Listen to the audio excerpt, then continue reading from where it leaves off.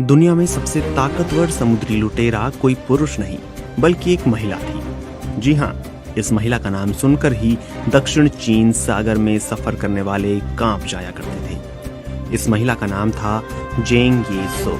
जेंग ये सो को समुद्री लुटेरों की दुनिया की सम्राज्ञी कहा जाता है। करीब 1775 में चीन के तटीय इलाके ग्वांगडोंग में पैदा होने वाली जेंग ये सो का असली नाम शी येंग था। वो एक ऐसे दौर में बड़ी हुई जब आर्थिक असमानता और अशांति अपने चरम पर थी। ग्वांगडोंग में रहने वाले कई परिवार प्रतिबंधित चीजों की तस्करी किया करते थे। इतिहासकारों का मानना है कि शी येंग सिर्फ 6 साल की उम्र में ही सेक्स वर्कर बन गई थी। पानी पर तैरते वेश्यालय में काम करते हुए शी येंग को अपने ग्राहकों से बेहद अहम जानकारियां मिली।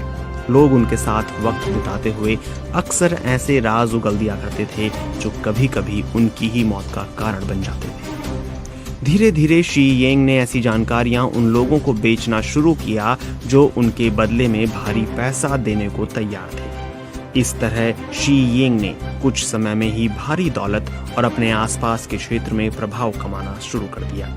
एक आक्रमण के दौरान शी येंग की मुलाकात झेंग यी से हुई और दोनों को प्यार हो गया। झेंग यी एक पायरेट थे जो चिंग और गुयेन साम्राज्यों के खिलाफ लड़ रहे थे। दोनों ने जल्द ही शादी भी कर ली। झेंग और जेंग ये सो के प्रयासों से 1805 में चीन के सागर में सक्रिय सभी लुटेरे एक साथ आ गए। इन डाकुओं ने समुद्र को अपने अपने हिस्से में बांट लिया।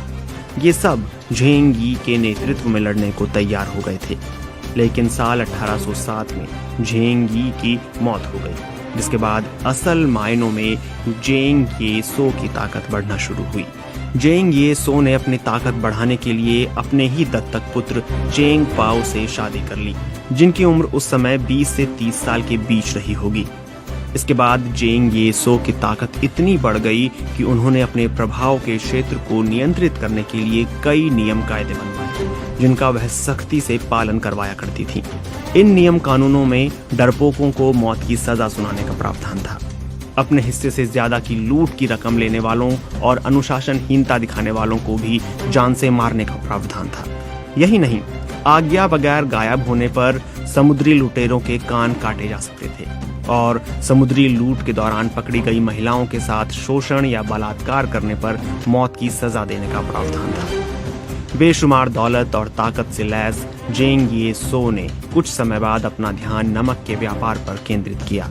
उन्होंने अपना प्रभाव बढ़ाने के लिए पासपोर्ट सिस्टम की शुरुआत की, जिसके तहत नमक के व्यापारियों को सुरक्षित रास्ते के लिए एक रकम देनी पड़ती थी। धीरे धीरे दक्षिण चीन सागर के इस इलाके से गुजरने वाले व्यापारिक और मछली मारने वाले जहाजों समेत हर तरह के जहाजों को सुरक्षा शुल्क देने के लिए विवश होना पड़ा।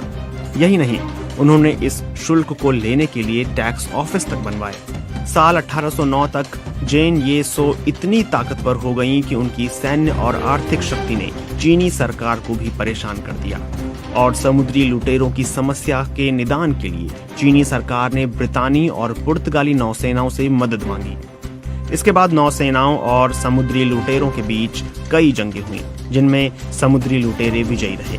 लेकिन 1810 तक जेंग ये सो और उनकी टीम ने सरकार के साथ समझौता कर लिया, जिसके एवज में सरकार उन्हें मोटी पेंशन देने के लिए तैयार हुई। जेंग ये सो की मौत 69 साल की उम्र में किसी बीमारी से